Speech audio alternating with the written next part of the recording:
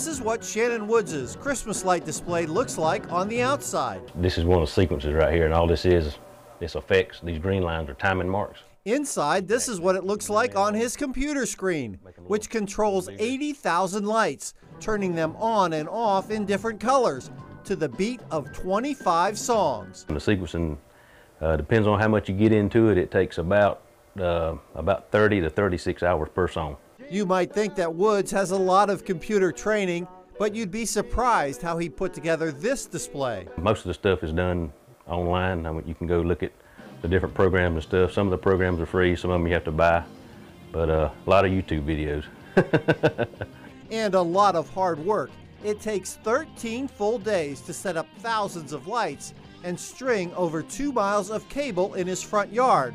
The rest of the year, he sits at his computer. I just like to do it for the community and, you know, give everybody a chance to come out and have something to look at.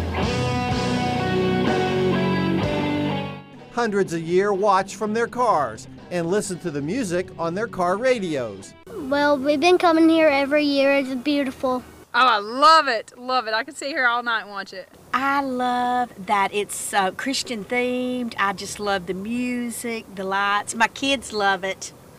Don't you, kids?